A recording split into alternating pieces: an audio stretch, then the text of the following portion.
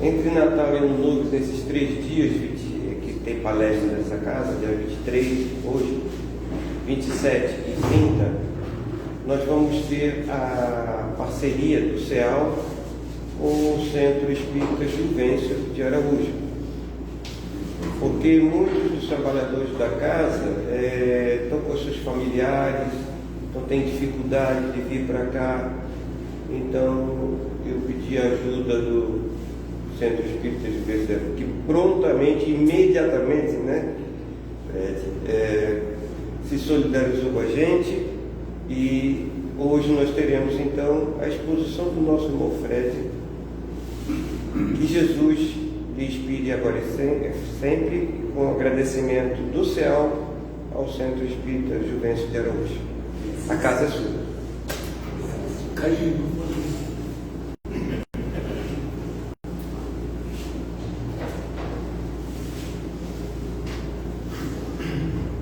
Boa noite a todos. Eu que quero agradecer a oportunidade, porque faz parte e deve de ser cada vez fazer mais parte ainda essa colaboração entre as casas, porque sabemos que a cada passo que caminhamos, os trabalhadores estão ficando mais escassos. Quando a gente, no nosso convívio com nossos familiares ou com os nossos conhecidos, quando a gente muda a nossa postura, começa a mudar a nossa postura, muitos que se dizem nossos amigos e familiares começam a se afastar. A gente começa a ficar mais sozinho. Então, vamos dizer assim, essa confraternização entre casas, através do trabalho, é muito importante. Eu não tinha essa visão até a época que eu fui para Belém, e lá todas as casas se unem, não só para palestra, mas no passe, evangelho no lar, atividades de concertos dentro da casa espírita, ali tem um profissional naquela casa que se propõe a ajudar a outra casa. Então a gente fazia aquele mutirão e ajudar aquela casa, aquela outra. Isso é muito importante. Fortalece a fraternidade. A última vez que estive aqui, nós falamos a respeito do olhai, observai, vigiai e orai, que naquela oportunidade disse que eu ia dar uma continuada por ali, nesse tema. Por quê? Quando a gente vê um Saulo de Tarso, que é a caminho de Damasco para prender Ananias, ele vai,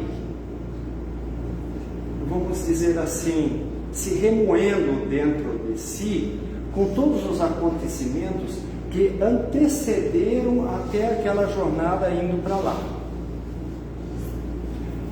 Quando a gente vai ler, quem quiser ler, tiver um tempinho também, são só 600 páginas, né? Paulo de Tarso, né? Paulo e Estevão, né? É uma obra fascinante que vai resumir tudo que nós estamos estudando até hoje. Tudo. E vale a pena, volta e meia ele dá uma... Eu estou começando agora a tentar de novo reler essa obra fantástica, tá? E ele vai avaliando tudo aquilo, no caminho ele vai avaliando tudo aquilo que ele fez, mas sempre perseguindo aos cristãos, depois ficou com ódio deles, depois tinha que matar eles, prender, enfim, toda aquela situação. E ele vai no caminho pensando naquilo ali. É a consciência dele. Porque para ele, que era um estudioso da lei mosaica, das leis mosaicas, ele estava certo. Ele não estava errado, ele estava certo, ele estava convicto daquilo. Mas Jesus sabia disso. Jesus sabia disso. E ele começa a caminhar. Quando ele chega em determinado ponto próximo a Damasco, onde vem aquela luz intensa que ofuscava a luz do sol, e questiona ele: por que eu perseguia? Por que me persegues? Com aquela luz intensa, ele perde a visão. Perde momentaneamente. Ele não perdeu a visão realmente, né? Ele perdeu momentaneamente. Tá? E ele expõe aquela frase: Senhor, o que queres que eu faça? Existe um sentido de que no antigo grego era escrito a letra corrente. Era tudo escrito no maiúsculo, letra maiúscula, corrente, letra corrente.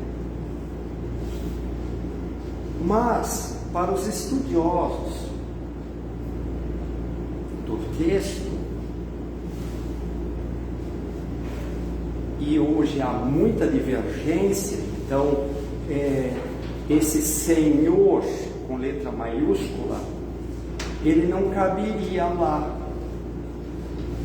Seria Senhor com letra minúscula. Assim como a gente diz assim: o seu Moacir, o seu Fernando, a dona Rosana, a dona Márcia, se projetando com respeito, porque ele tinha na consciência dele, e bem correto, que só existia um Deus. Então aquela luz que ele não sabia quem era, ele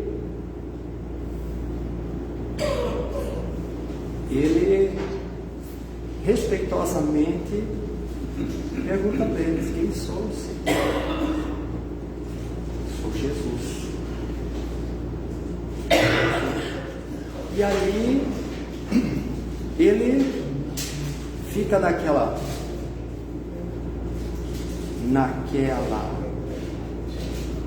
dúvida, e Jesus, lógico, está vendo o que está acontecendo dentro de seus pensamentos. Quando ele pergunta: Senhor, o que queres que eu faça? Porque nessas alturas o soldado já tinha ido tudo embora, né? Ficou só ele. E Jesus diz: entra na cidade, entra em Damasco. E no mesmo tempo, Jesus fala com Ananias e pede para ele ir auxiliar Saulo. E Ananias então ficou mais: Senhor, ele está vindo para me matar. Vai para ele. Mas tenho que ir já? Ele disse: não, vai, que cabe a mim que tu vá lá ajudar ele. Que tu vá lá ajudar ele. E aí, Ananias então vai. Então passa todo aquele processo, ele volta a ter a visão. Mas essa passagem, o que tem a ver conosco? O que nos toca? Porque será que todos os dias a gente pergunta: Jesus, o que queres que eu faça? Será que nós vamos pegar assim o ano de 2025, tá? Será que nós estamos parando assim e analisando mês a mês daquilo que aconteceu esse ano conosco? Será que nós estamos avaliando? Será que nós estamos agradecendo pelos bons momentos, mas muito mais agradecendo por aquilo que nós chamamos de maus momentos, maus acontecimentos, aquilo que nos traz sofrimento?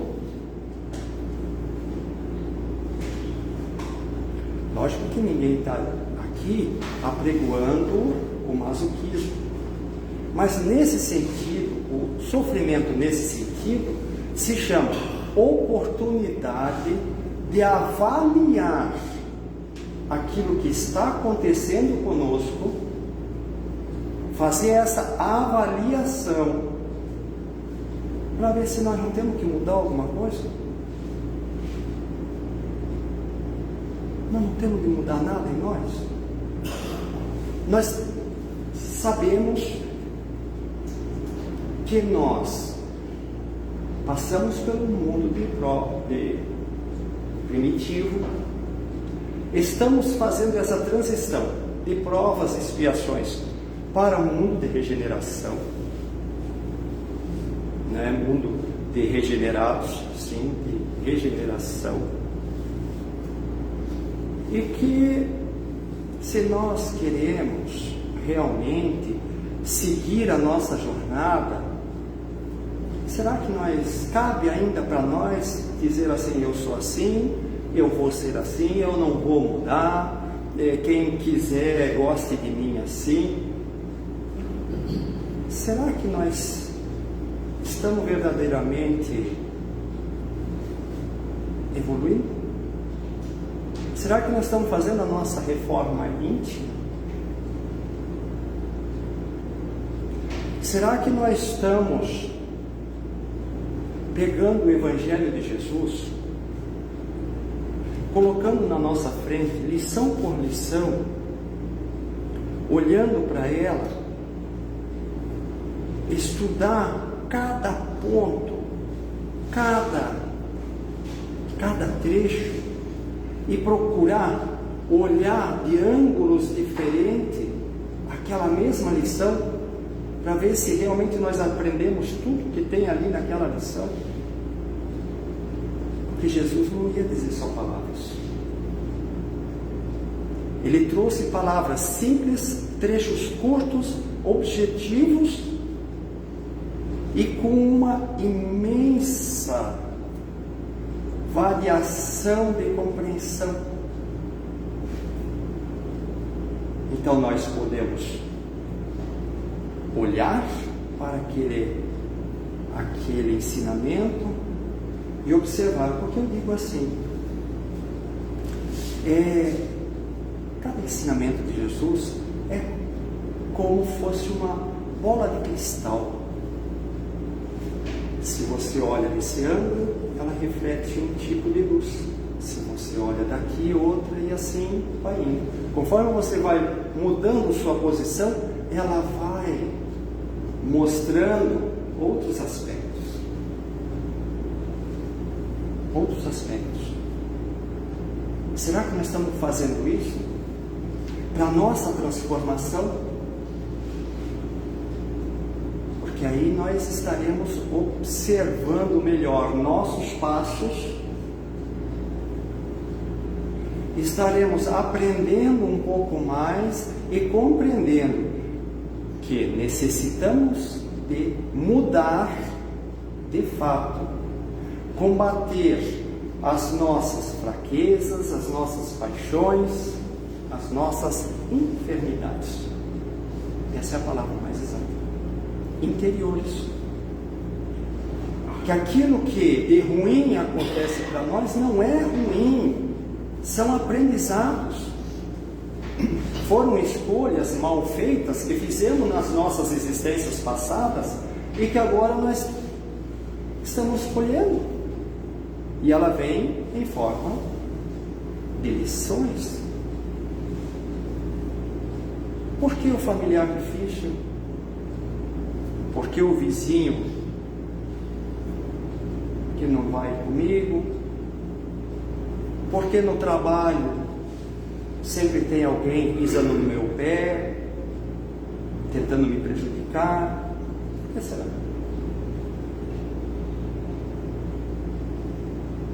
Será que eu estou, como Francisco diz, será que eu estou amando mais do que querendo ser amado? Perdoando mais, compreendendo mais do que querendo ser compreendido e perdoado? Será que não é a nossa oportunidade, aquele momento de nós fazer o nosso ajuste? Será que nós não tivemos, nesse 2025, oportunidades assim? Será que a gente não deixou escapar? E ela não vai voltar tão fácil? Será que ela veio e a gente não compreendeu?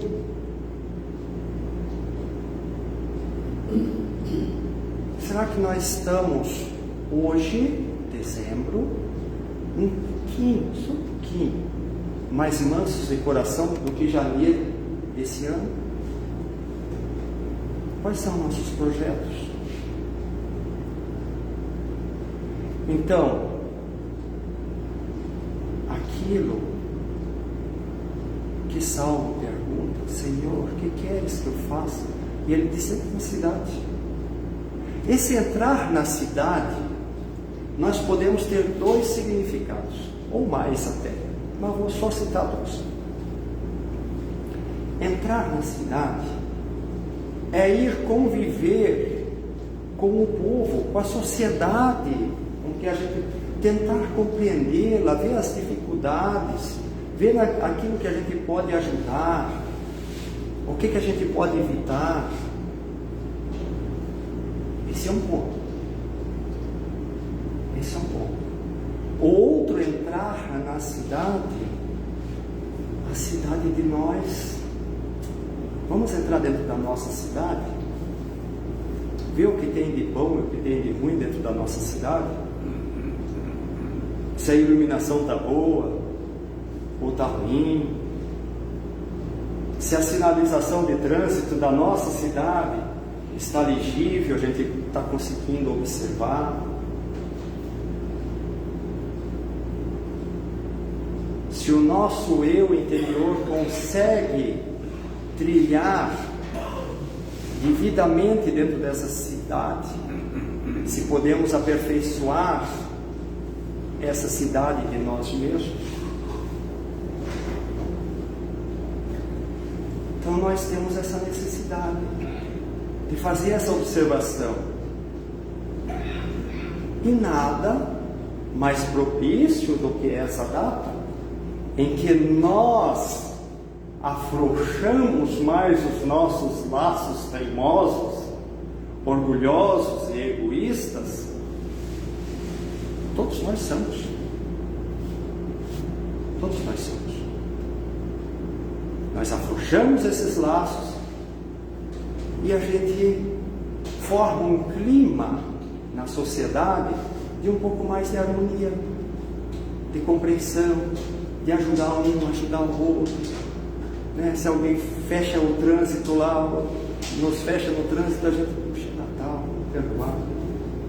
Mas passou Natal e Ano Novo, o couro come, né? Mas será que nós não podemos levar isso para o nosso dia a dia?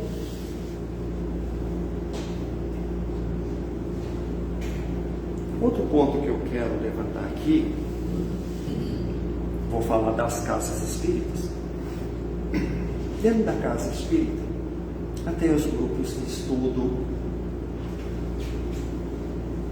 até as palestras, praticamente foi esse ano, não sei por cima que eu contei assim, acho que 40 palestras, mais ou menos isso, né? Não, um pouco mais, 50, por aí, 60 por aí, que é terças e quintas, né?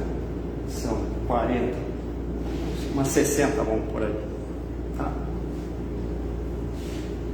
Será que não trouxe aprendizagem para nós? Porque a casa aqui, ela põe no grupo cada palestra. Será que nós estamos chegando em casa e, poxa, eu estava meio cansado, eu vou pegar aquela palestra e vou escutar novamente. Eu vou dar uma olhadinha naquela palestra novamente, estou mais descansado, estou em casa, olhar novamente. Será que não tem alguma coisa que escapou da minha audição, da minha percepção e que vai me ajudar? Isso é muito importante. Nós fazermos essa avaliação de nós mesmos. Porque a nossa caminhada ainda é muito longa. E nós necessitamos de todo esse estudo, compreender todo esse Evangelho e nos fortalecer, porque a cada passo que nós dermos a caminho da luz, duas coisas vão acontecer. Uma, que nós vamos trilhar um pouco mais sozinhos, né? Menos pessoas, né, irão estar conosco. Lembram do barro da última palestra? Né? Nós somos o barro bruto, que cai na mão do artesão, e para amaciar o barro, ele joga um pouquinho de água, pega um porrete e vai batendo em cima. Para quê? Para amaciar o barro. E nós somos esse barro duro, tá? Aí as dores, as dificuldades, na terra terão tribulações.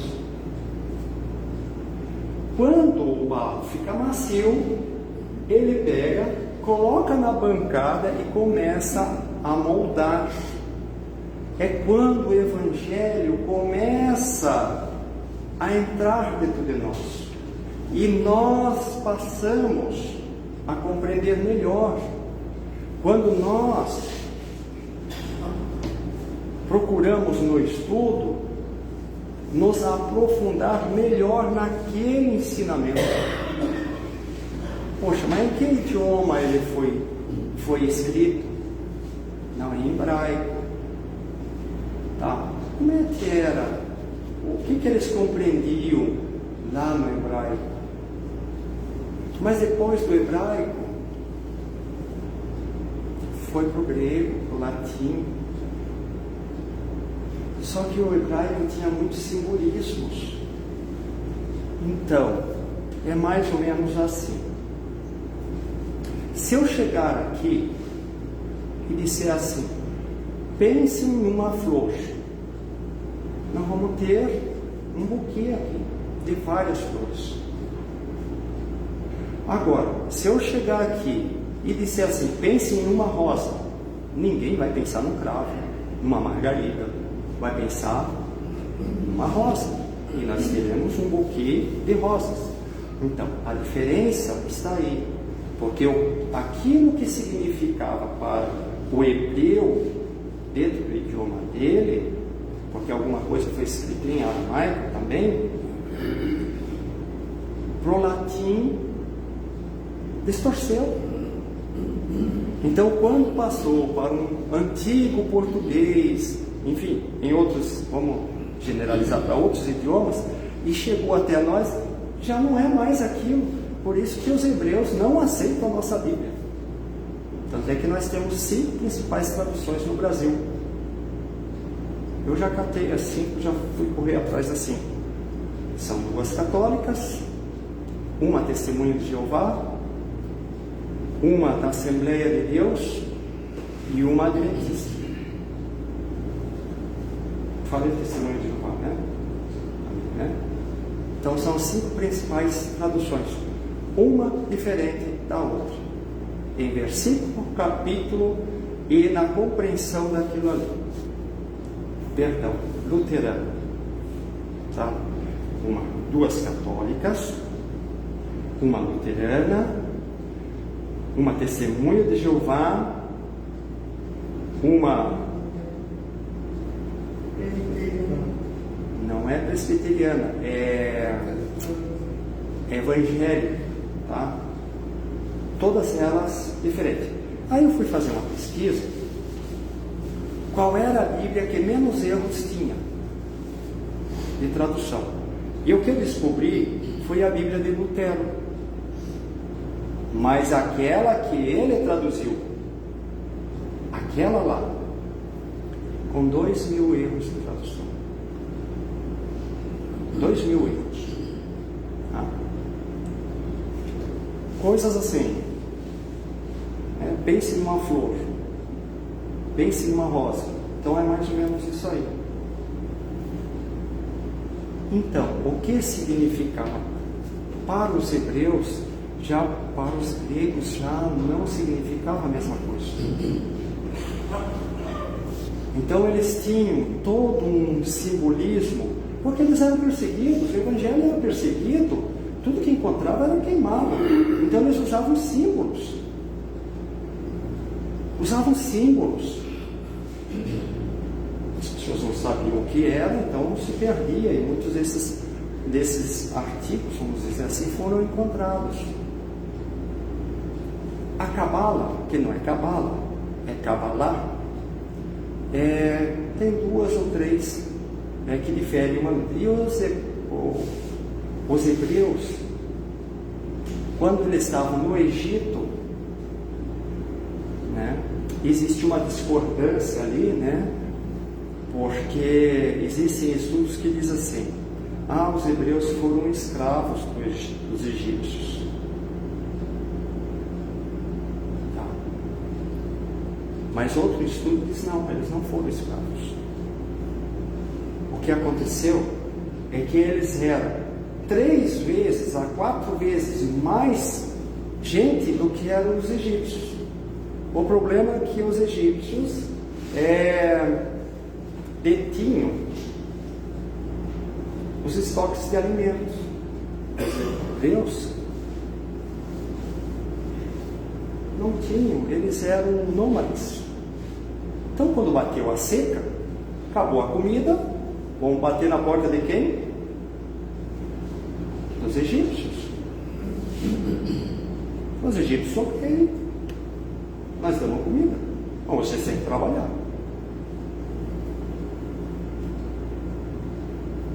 Foi a primeira vez.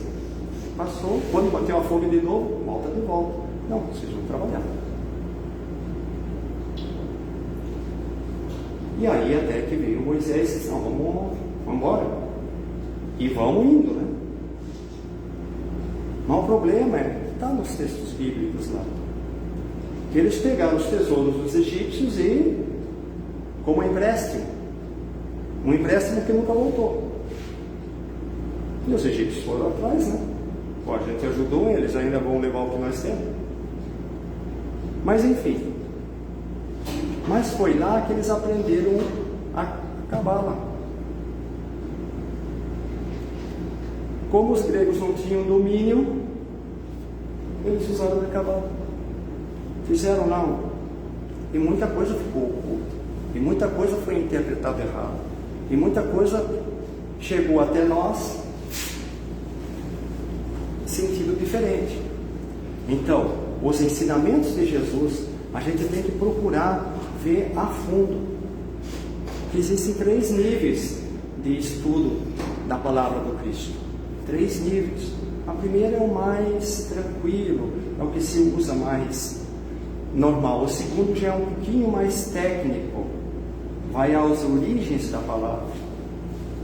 E a terceira, então, é a mais científica, é a mais completa. E requer pesquisa, tempo, pessoas que estudem. Então, pessoas que hoje traduzem, eles vão estudar o hebraico, vão estudar o latim, vão estudar o aramaico, para ter domínio e poder ler os textos originais e poder trazer para nós. Tem um pesquisador, Severino Celestino, traduções bíblicas, ele deve ter mais uns 2 livros já traduzidos, que ele faz ele puxa, ele estudou, foi lá na Palestina, foi estudar com eles, né? Ele dá um exemplo assim, o Sermão da Montanha.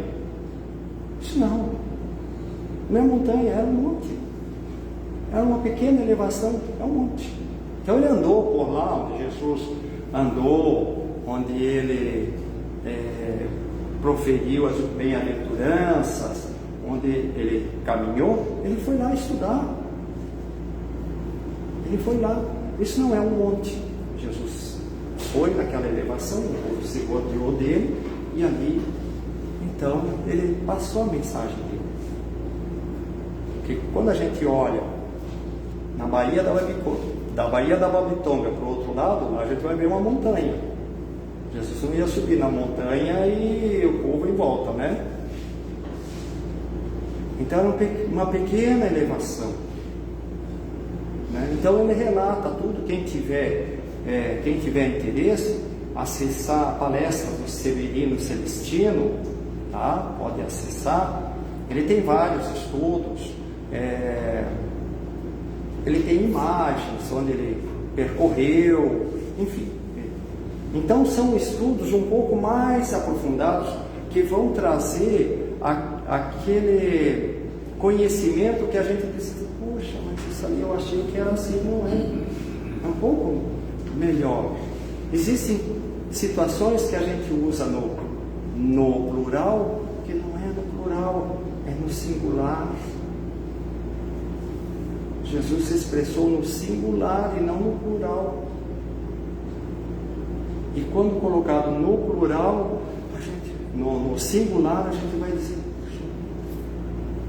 como muda a situação? Que interessante isso. E a gente começa a observar o Evangelho de uma maneira diferente, mais harmônica do que a gente vê hoje. Mas é fundamental que a gente estude, porque esse estudo a gente vai lá em janeiro de 25 e vem trazer as dificuldades que a gente passou. São tudo lições. Você resgata. A dor a gente passou murmurando ou passou dizendo, meu Deus, muito obrigado? Porque se passou murmurando, só lamento, vamos ter de voltar de novo, refazer. Porque é sinal que a gente não aceitou aquela lição em definitivo. A verdade é essa. Meu Deus, que bênção! Ou é um resgate, ou é uma prova de expiação, é um alerta. Eu vou aqui mencionar alguma coisa que aconteceu com a minha filha. Ela foi viajar com o marido e ele sempre sempre usa o GPS. Eles estavam ali em altura de São Paulo, vindo de lá para cá. Em determinado momento, o GPS saiu fora. E o meu genro, obrigou ele a parar num posto de combustível. Parou. Aí foi ali, o GPS voltou. 10 minutos depois o GPS voltou.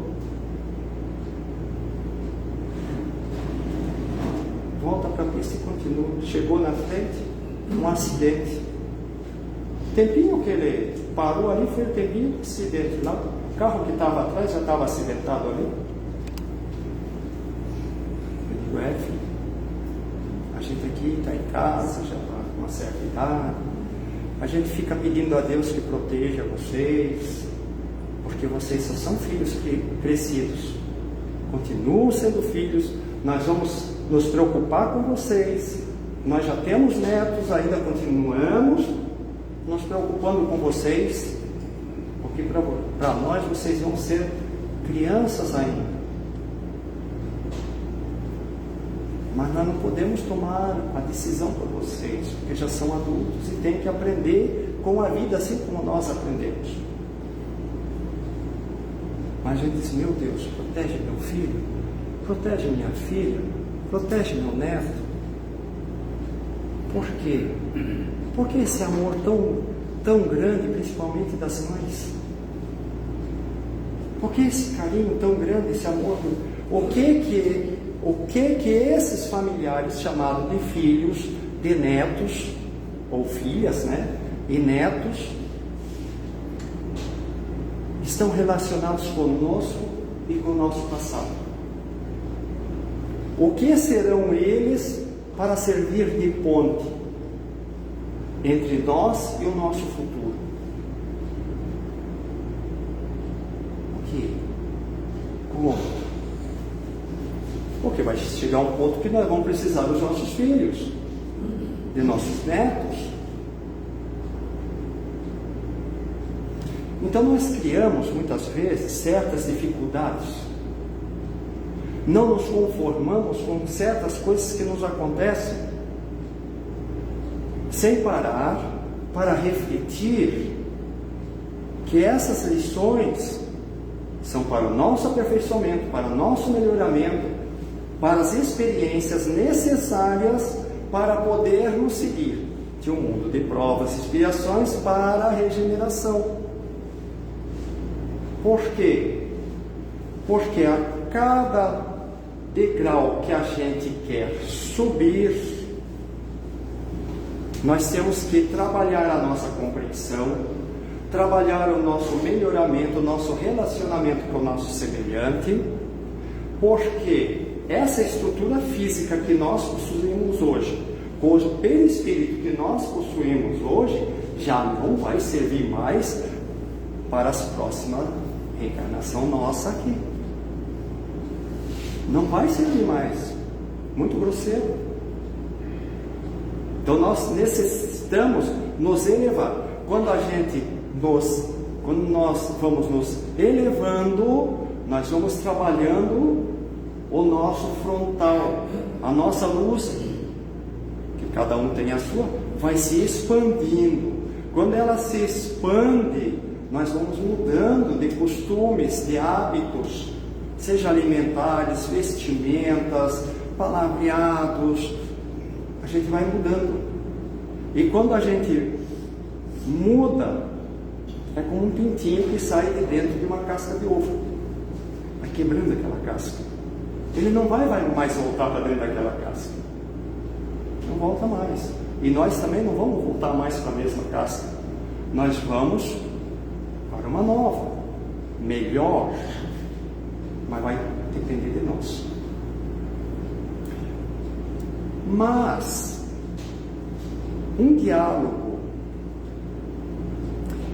entre Saulo, depois convertido para Paulo de Tarso, e Ananias, depois que já tinha passado tudo, Saulo já tinha voltado a enxergar, e num dos diálogos ele é questionado o seguinte: por que tu se detens? A minha pergunta para ele: por que tu se detens? Tu já tem o conhecimento, tu sabe o que tem que fazer, por que tu não muda?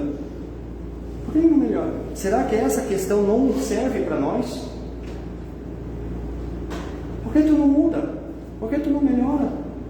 Se tu tem esse conhecimento,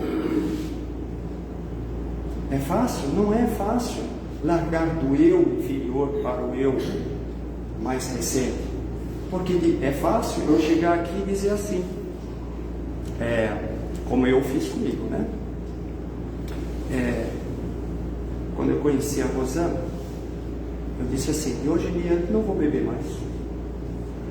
Não bebi mais. 40 anos, né? 41, para 42. Não bebi mais. De hoje em diante não vou fumar mais, não fumei mais. Quando eu fui no médico, o médico disse assim, olha, se tu quer viver, corta a cafeína, tá? Se tu quer viver, 2007. Eu disse para a Rosana, dia 31 de dezembro vai ser o último café que eu vou tomar. 31 de dezembro, foi o último café que eu tomei, de 2007. Em janeiro não tomei nenhum café. Passei 3 meses com dor de cabeça. Não tomei nenhum remédio, mas também não tomei café. Dor de cabeça queria me arrebentar. Eu venci. Depois foi o refrigerante. Quando a gente casou foi a carne. 40 anos sem consumo de carne. Muita gente dizia, tu vai morrer, cara, tu não aguenta 10 anos. Ó, estou 40 aguentando. Agora, quando a gente parte para as questões morais que estão enraizadas no nosso eu inferior, é muito mais difícil.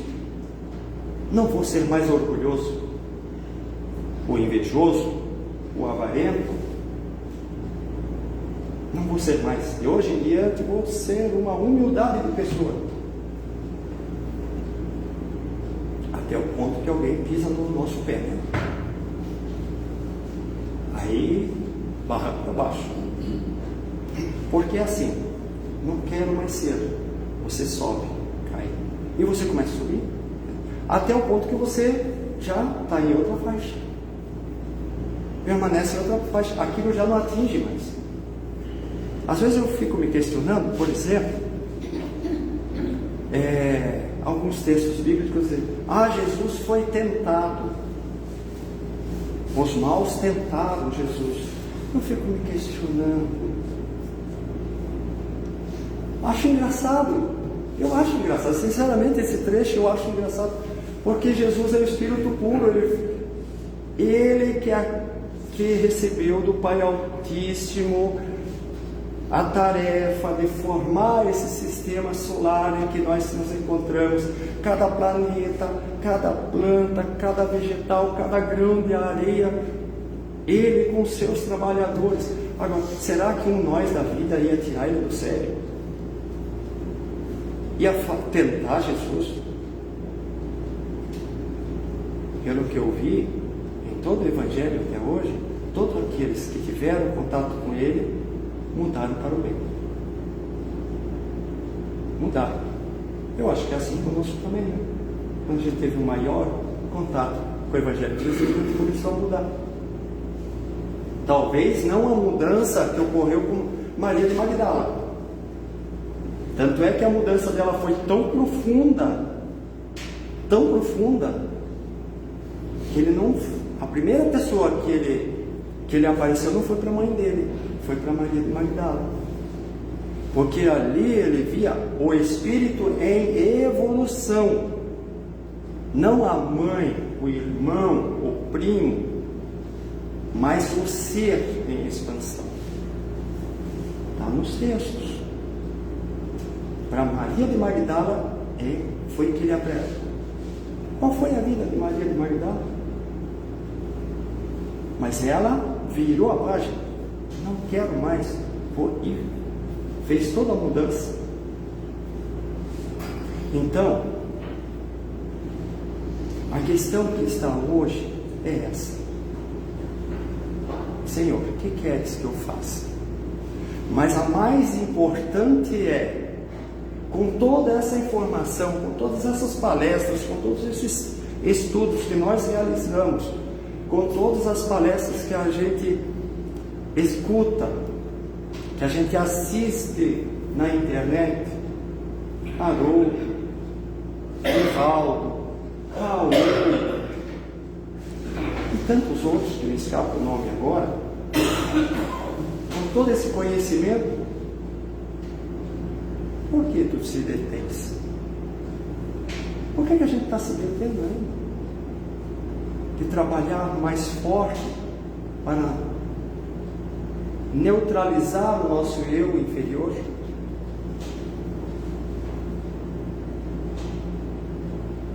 Porque um dia, todos nós, sem exceção, todos nós chegaremos a um nível de espíritos mais elevados, que seremos incumbidos de cuidar de um eu, cada um de nós. Aí nós vamos olhar, mas pais, tu já tem conhecimento, tu já tem domínio, agora tu vai cuidar dele, dela, de outro, tu vai cuidar deles. Tu vai fazer com que eles cheguem para o caminho correto. E aí às vezes eu digo brincando, o meu protetor espiritual, ele está careca, que arrancou tudo que tem de cabelo. Porque o que eu aprontei nessa vida, até compreender aqui no espírito, eu dei bastante trabalho, principalmente quando era criança. Dei muito trabalho. Apanhei. Mas graças a Deus, naquela época eu não compreendia meus pais. Mas hoje eu compreendo, porque se eles não tivessem agido assim, hoje eu seria um marginal. Hoje eu não estaria aqui, dentro do movimento espírita. Talvez minhas filhas, minha esposa não seriam hoje o que são. Minhas filhas não teriam um espelho de mãe, de pai, para seguir, porque eu seria uma pá virada. Então, gente, está dando 9 horas, né? Por que a gente se detém? E o que falta para nós? Mas de repente nos falta vontade de reconhecer nossos próprios erros. De repente falta força, falta ânimo, falta aquela esperança de seguir adiante. Mas é exatamente nesse momento que nós temos que dizer: Pai, Deus de infinito amor e misericórdia, Jesus amado Mestre, ilumina a cada um de nós. Que nesse final de ano, que nessa época que comemoramos o Teu aniversário, Jesus, que os Teus ensinamentos possam nos iluminar com mais força, nos dando mais coragem, mais ânimo, mais paciência, mais humildade, mais serenidade.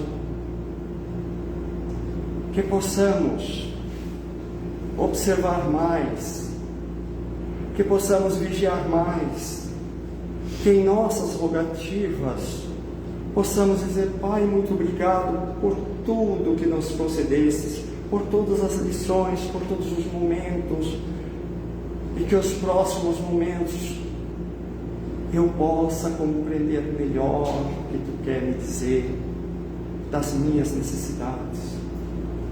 Pai, Jesus, amado Mestre, ilumina todo aquele que nesse momento está abandonado, nos orfanatos, nos asilos, nos cárceres, julgados inocentemente, sendo inocentes, os que sofrem nas guerras insanas e injustas, os que sofrem a fome, a perseguição, a humilhação. Jesus fortalece os lares, as famílias, e perante o seu caminhar, ilumina cada um, Pai, para que um dia possamos formar uma sociedade mais justa, mais digna, mais coerente, e que, se tivermos um pouquinho mais de conhecimento do que aquele que se apresentar mais à nossa frente, que não venhamos a humilhá-los, mas sim a ajudá-los, para que o bem possa se fortalecer, para que o bem seja verdadeiramente sem vergonha de agir para ajudar, para suprir as necessidades de quem precisa, e não nos encolhermos envergonhados por acreditarmos em Ti, Pai, em acreditarmos em Ti, Jesus, e em toda essa falange que hoje está nos assistindo, nos amparando, nos orientando. Muito obrigado, Pai. Muito obrigado, Jesus. Muito obrigado a todos que aqui estão me escutando. Muito obrigado à falange que aqui está a nos auxiliar a todos. Muito bem.